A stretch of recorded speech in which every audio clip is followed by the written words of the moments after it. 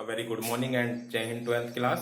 Today I will teach you economics and I hope you are fine at your home and you have done your holiday homework. And again, most welcome in online classes. So students, today I will teach you second unit money and banking in macroeconomics. You have already done national income. National income is a very important unit according to board examination, and it will be weightage for 12 marks. And money and banking, it is a small unit and it has 6 marks weightage according to board. Only there are 2 questions asking from this unit, and I hope 99% one question for each 3 marks. 3 marks का एक question, 3 marks का दूसरा question. It is clear to students, and in this unit there are only 2 chapters. Getting before the discuss of this chapter, I will explain the syllabus of this unit. It is clear? Again, listen students carefully. Unit second, today we will discuss second unit money and banking. It is clear? And in this chapter there are 2 chapters, chapter number 4 and chapter number 5. 3 chapters, chapter 1, chapter 2 and chapter 3 we have already discussed in unit first, that is national income. It is clear to students? So in second unit, unit name is money and banking. It has weightage 6 marks. Clear?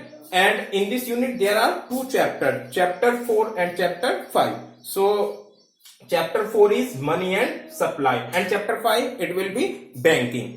Clear? Because the unit name is money and banking. So chapter 4 related to money and chapter 5 related to banking. It is a very important, बहुत ही scoring unit है students. आप लोगों के लिए बहुत छोटी है ये, और 6 मार्क्स के 2 क्वेश्चन 3 मार्क्स के इससे पूछे जाएंगे. कोई problem?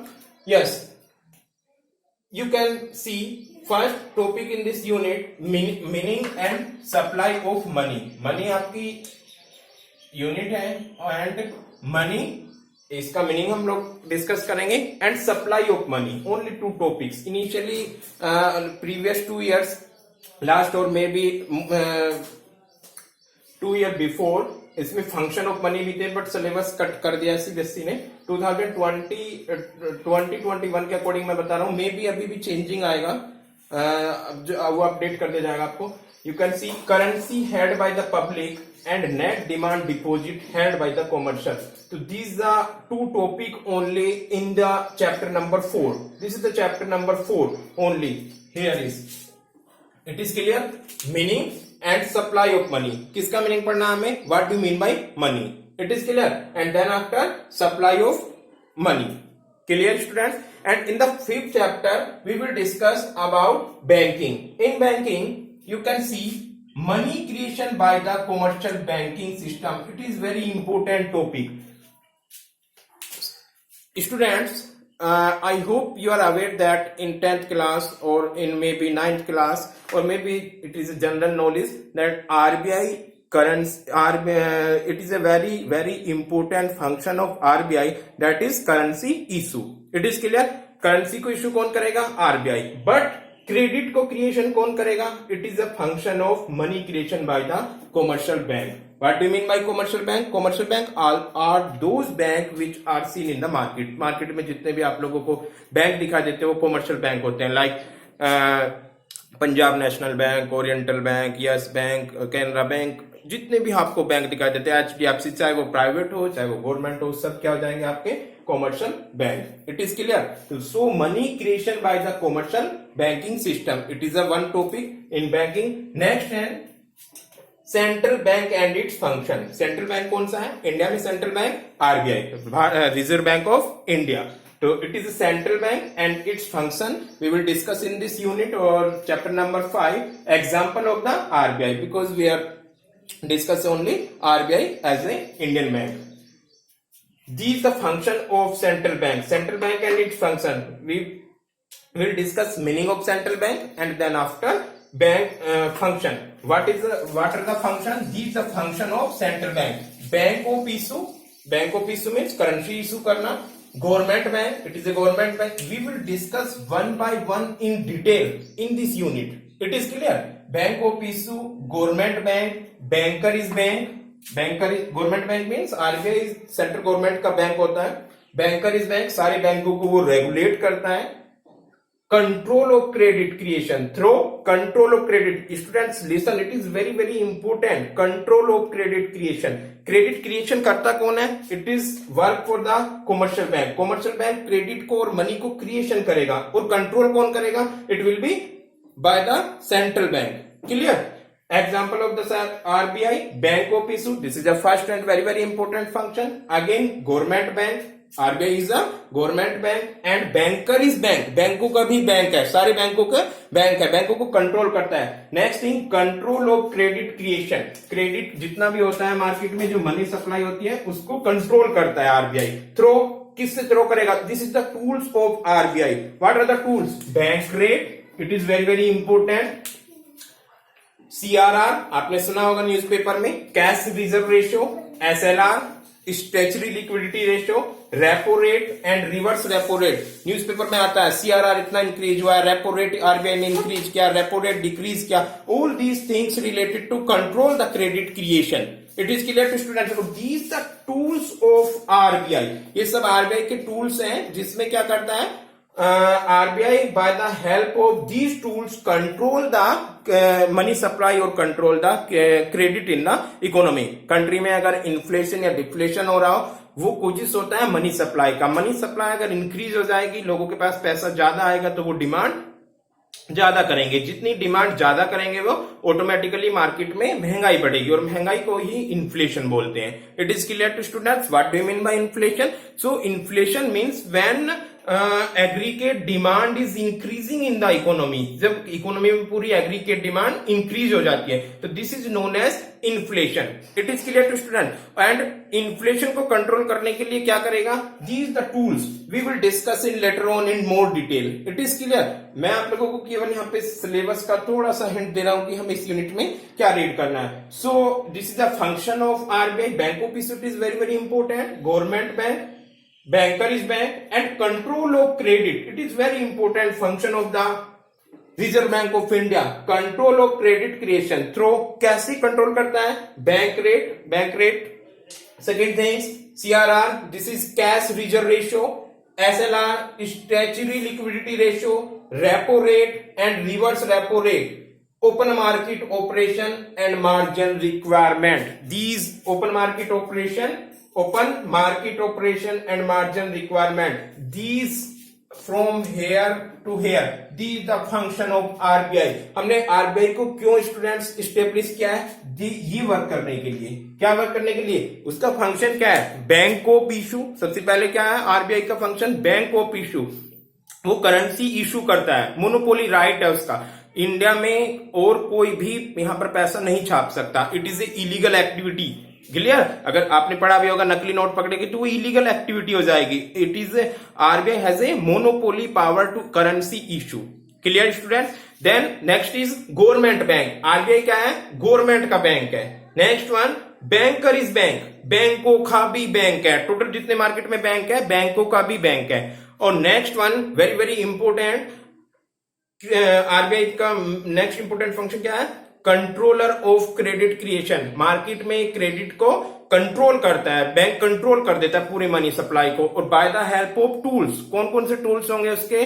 CRR, bank rate, SLR, cash reserve ratio, statutory liquidity ratio और repo rate and reverse repo rate. These the tools of the RBI. By the help of these tools, RBI control the money supply of the economy or control the credit creation or control the inflation in the economy. It is clear. And last and very very important, there are two function more: open market operation and margin requirement. It is also very very important function of the RBI. We will discuss in detail in this chapter or in this unit. So students, these the syllabus of till here, syllabus of the unit Second, what is second unit? Money and banking. And chapter number 4, money and supply of money. And chapter 5, it will be chapter 5. The syllabus is both chapter 4 and chapter 5. Because जो मैंने syllabus यहाँ पे लिखा है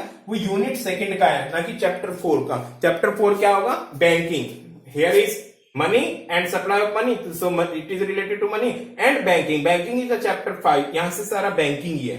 It is clear to students? I hope कि आप लोगों को सिलेबस क्लियर होगा. Now we will discuss and try to explain chapter 4 that is money and supply of money. So students, what do you mean by money? Question arise होता है, what do you mean by money and why need to money और why arise money. बहुत सारे question बनते हैं, हमें money की requirement क्यों है, मनी क्यों अराइज हुआ होगा, पैसा करेंसी जो है ये क्यों आया होगा. तो स्टूडेंट्स, सिविलाइजेशन के स्टार्ट से पहले आप लोगों को मैं बताता हूं. आप अगर पहले थोड़ा चले जाएं, इनिशियल की स्टेज में जब मनी नहीं थी, मार्केट में मनी नहीं थी, तो बार्टर सिस्टम चलता था. What do you mean bye barter system? Barter system क्या होता था? When a barter in a barter system, you can see barter system means the direct exchange of one commodity for another commodity. Barter system means direct exchange of one commodity to another commodity. For example, I have, ये तो थोड़ा latest example हो जाएगा. Suppose that in initial stage जब इतनी technology नहीं थी, market में नंबर ऑफ गुड्स नहीं थे, आइटम्स नहीं थे, लिमिटेड गुड्स होते थे प्रोड्यूस, आइदर इस फार्मर का प्रोडक्ट होता था और बहुत थोड़ा सा अदर मैन्युफैक्चरिंग यूनिट्स में. सपोज दैट फार्मर है, उसके पास सरप्लस व्हीट प्रोड्यूस हुआ है, it is clear.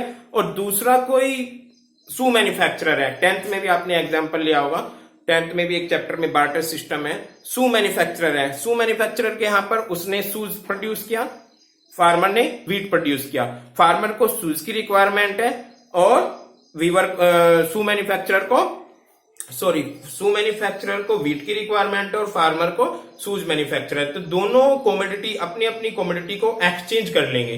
This is a barter system without use of money. It is clear to students? Barter system क्या होगा? You can see barter system means the direct exchange of one commodity for another commodity. Initial की stage में जब तक money नहीं थी तब तक हम बार्टर सिस्टम को फॉलो करते थे. तो बार्टर सिस्टम क्या होता था? Barter system means the direct exchange of one commodity for another commodity. एक कॉमोडिटी को दूसरी कॉमोडिटी से एक्सचेंज करना. In this system surplus product exchange to other person. जो भी सरप्लस प्रोडक्ट होता था उसको क्या करते थे, वो अदर पर्सन से परचेज कर लेते थे. सपोज दैट फार्मर के यहाँ पे व्हीट प्रोड्यूस हुआ है, अब उसको क्लोथ की रिक्वायरमेंट है, तो अपना व्हीट वो क्लोथ को जिसके पास क्लोथ है उसको दे देगा. उसको शूज की रिक्वायरमेंट है, शू मैन्युफैक्चरर को दे देगा. सपोज दैट एक फार्मर के यहाँ पे व्हीट प्रोड्यूस हुआ है, राइस प्रोड्यूस नहीं हुआ है, तो वो दूसरे फार्मर से राइस से एक्सचेंज कर लेगा. यानी without money they people can exchange goods to goods. You can see in barter system means direct exchange of one commodity for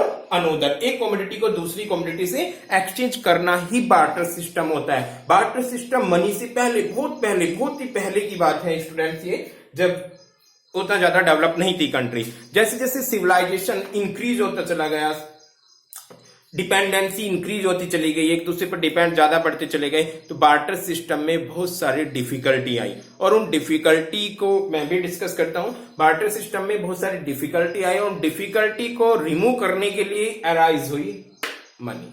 it is clear to student? Barter system को barter economy के अंदर economy of C economy भी बोलते हैं इसको. C for commodity, commodity to commodity economy भी बोल सकते हैं इसको. Barter economy can barter economy can thus be termed as CC economy. CC for commodity to commodity economy. अगर एग्जामिनर आपसे पूछता है what do you mean by CC economy, तो CC economy is a barter system. और barter system means in the direct exchange goods to another goods. It is clear to students? Very very simple है. 1 mark से related आपको barter system पढ़ना है. barter system होता क्या है? In barter system we exchange goods to other goods को goods से एक्सचेंज करते हैं. और you can say in other words in barter system we can exchange goods without use of money. It is clear to student? तो initially stage में होता था. अगर आपसे पूछते हैं व्हाई मनी अराइज, तो money arise because in barter system very difficulty face by the people. बहुत सारी डिफिकल्टी फेस होती थी, तो उन डिफिकल्टी की वजह से ही बार्टर सिस्टम में मनी अराइज हो गई। It is clear to students? So after the barter system we will discuss after the barter system we will discuss difficulty in barter system. It is clear to students? So difficulty in barter system, various difficulty. So I have to pause video because time is very less. So students, after the discuss of barter system, now we are able to understand difficulties of barter system. In barter system you have discussed that in barter system goods exchange to another goods. So जब भी goods को goods से exchange करते थे बहुत सारी difficulty आती थी, और उन डिफिकल्टी की वजह से क्या हुआ, मनी अराइज हुई। क्लियर? सो डिफिकल्टीज क्या थी? You can see difficulties of barter system. First is lack of double coincidence. Lack of double coincidence is a very very important. It is a double coincidence means two party का agree होना। Barter system में क्या होता है, two party agree. Suppose that मेरे पास marker है और आपके पास डस्टर है। It is clear?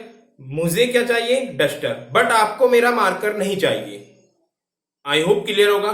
This is a lack of double coincidence. Double coincidence means two party का एक्सचेंज होने के लिए एग्री हो जाना। तो इन बार्टर सिस्टम में सबसे बड़ी प्रॉब्लम आती थी कि दो पार्टी नहीं मिल पाती थी। For example suppose that wheat का, दोबारा देखिए, वीट मैन्युफैक्चरर को सूज चाहिए बट सूज मैन्युफैक्चरर को वीट नहीं चाहिए, तो वहां पर क्या हो जाएगी, प्रॉब्लम हो जाएगी। अब मनी ने कैसे उस प्रॉब्लम का सोल्व किया? मनी है, वीट मैन्युफैक्चरर ने अपने वीट को मनी में कन्वर्ट किया, एंड शू मैन्युफैक्चरर ने अपने शूज को मनी में कन्वर्ट किया, और then after they people can purchase anythings in the market. It is clear? So but it is a solution after the arise of money, and we will discuss before the money. जब तक money थी नहीं, पैसा, currency, कोई notes था ही नहीं, तो उस सिचुएशन में क्या था, लैक ऑफ डबल कोइंसिडेंस। सबसे बड़ी प्रॉब्लम होती थी लैक ऑफ डबल कोइंसिडेंस, यानी टू पार्टी का एग्री ना होना, टू पार्टी नहीं मिलना। तो हम लोगों को क्या प्रॉब्लम आती थी, मीन्स उन पर्सन को ये सर्च करना पड़ता था मार्केट में। सपोज दैट वीट है तो मुझे एक ऐसा पर्सन ढूंढ के लाना पड़ता था जो मेरे वीट की रिक्वायरमेंट हो, और जो गुड्स मुझे चाहिए वो उसको देने के लिए रेडी हो जाए। तो ये बहुत बड़ी प्रॉब्लम्स थी, कभी कभी उनको बेचारों का एक्सचेंज हो ही नहीं पाता था। तो this is a lack of double coincidence. Lack of double coincidence means two party का एग्री हो जाना। It is clear? Next one, lack of divisibility. Lack of divisibility means students, बहुत सारी गुड्स ऐसी होती हैं कि उनको डिवाइड नहीं किया जा सकता। लैक ऑफ डिविजिबिलिटी मीन्स बहुत सारी गुड्स को डिवाइड नहीं किया जा सकता। सपोज दैट वेरी इंपॉर्टेंट और फनी एग्जांपल, सपोज दैट मेरे पास एक हॉर्स है, एक घोड़ा है, क्लियर, और मुझे उसके बदले में बहुत सारी थिंग्स चाहिए। It is clear? पहले तो आप ये देखो अब क्या होगा, अब सिंपल, घोड़े को मार्केट में सेल करो, देन आफ्टर जो पैसे आएंगे उनसे डिफरेंट सेलर से हम कुछ भी परचेज कर सकते हैं। It is clear? But before the money and in the barter system में क्या, सपोज दैट मेरे पास हॉर्स है और मुझे क्या है कि उससे वीट प्रोड्यूस करना है और राइस प्रोड्यूस करना है। अब क्या करना है, या मुझे 4-5 थिंग्स की रिक्वायरमेंट है, वीट भी चाहिए, मुझे क्लोथ भी चाहिए, राइस भी चाहिए, एंड शूज भी चाहिए, क्लियर, एंड मेडिसिन भी चाहिए मे बी। तो या तो मैं हॉर्स को पीसेस में करके डिवाइड करूं उन लोगों में, अगर हॉर्स को पीसेस में डिवाइड करेंगे तो हॉर्स की वैल्यू कम। तो it is a very very problematic situation ना। हॉर्स मेरा है एक और मुझे चाहिए 5, एक प्रोड्यूसर से तो मैं उसको एक्सचेंज करता हूं, मैंने उसको हॉर्स दिया और बदले में उससे जो भी प्रोडक्ट लेना है ले लिया, बट हॉर्स का मुझे लेना है 5 प्रोड्यूसर से। तो how can divide the horse in 5 producer, but by the help of money we can easily divide. उसको हमने क्या किया, पहले मार्केट में सेल किया, और देन आफ्टर जो मनी आई है उसको 5 सेलर या जितने भी हमें रिक्वायरमेंट है सब सेलर से हम परचेज कर सकते हैं। It is clear to student? So first difficulties क्या थी, lack of double coincidence, two party का एग्री नहीं होना।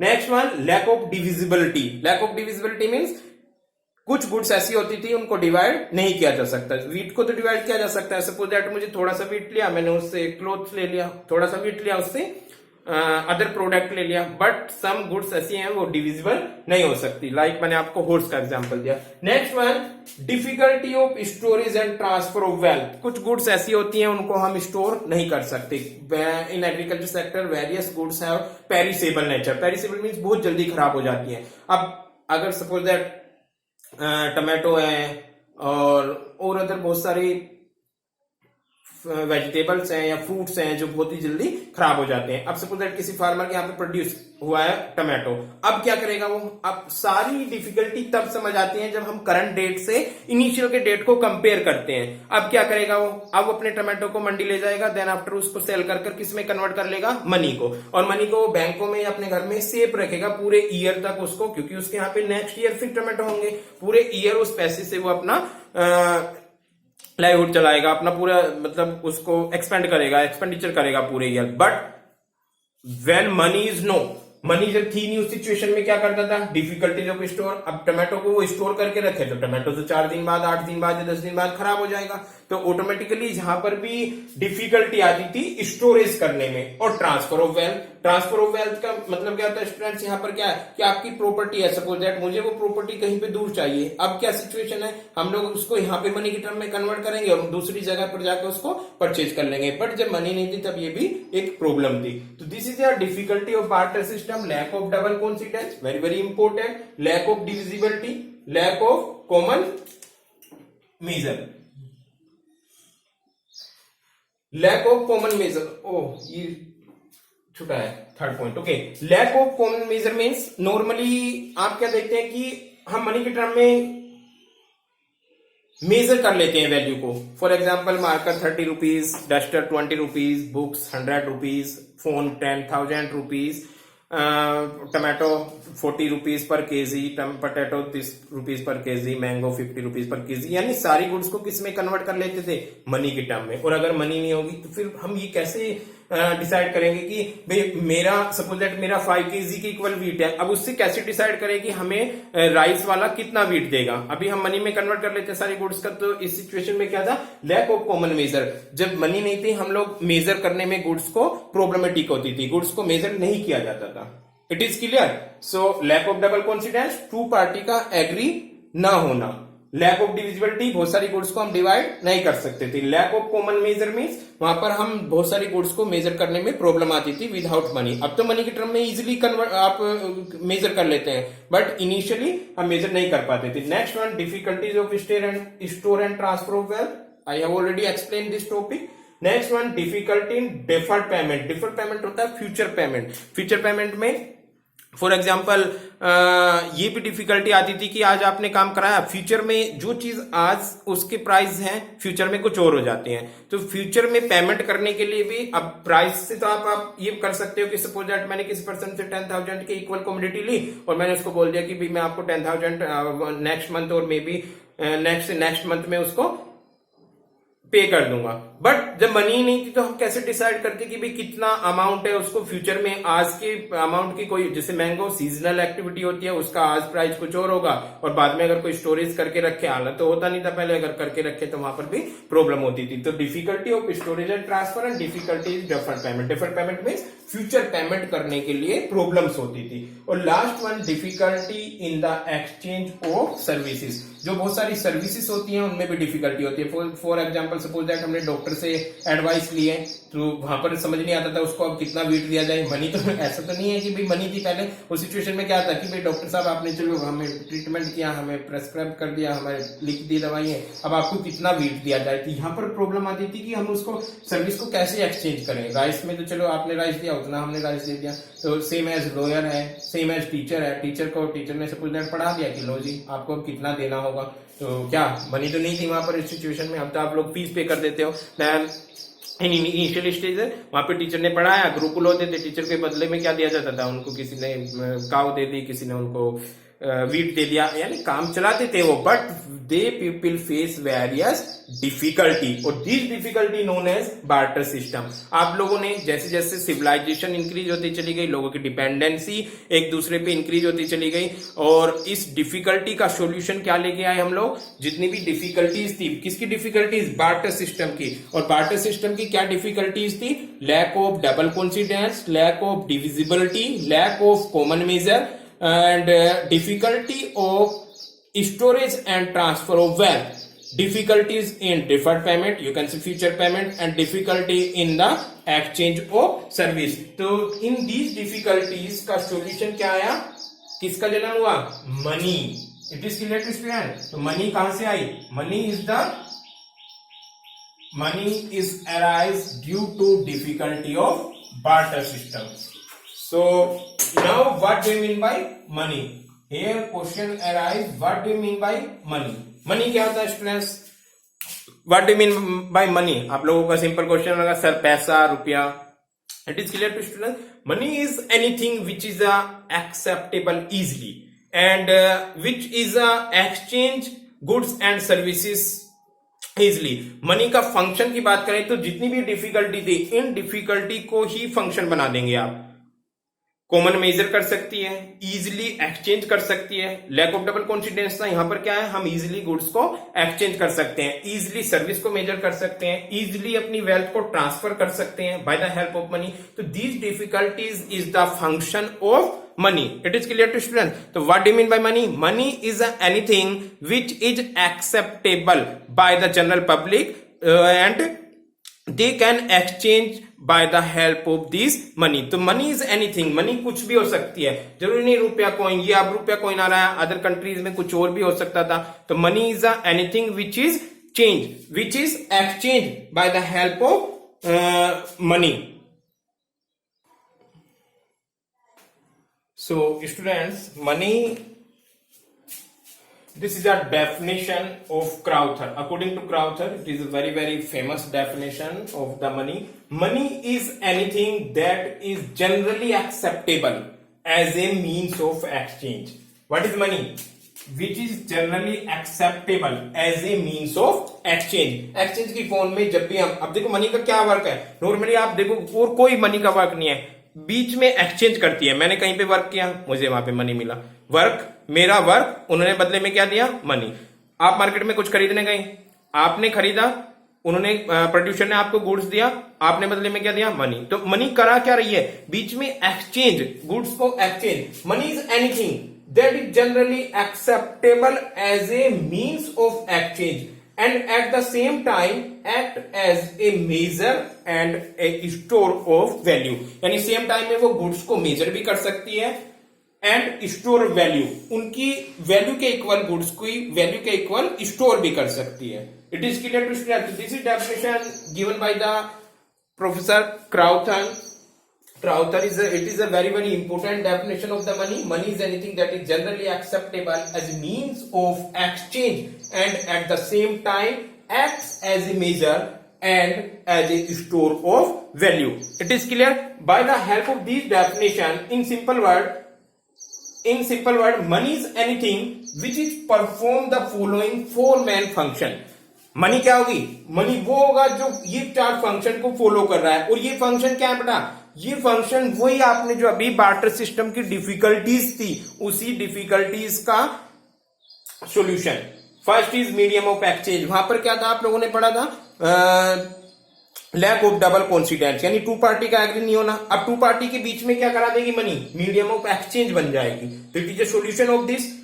Next is standard of B, measure of value. हर एक गुड्स को XYZ पिन टू प्लेन, मार्केट में एक छोटी सी पिन से लेकर प्लेन तक कोई भी गुड्स हो आप उसको मेजर कर सकते हो इन टर्म ऑफ मनी।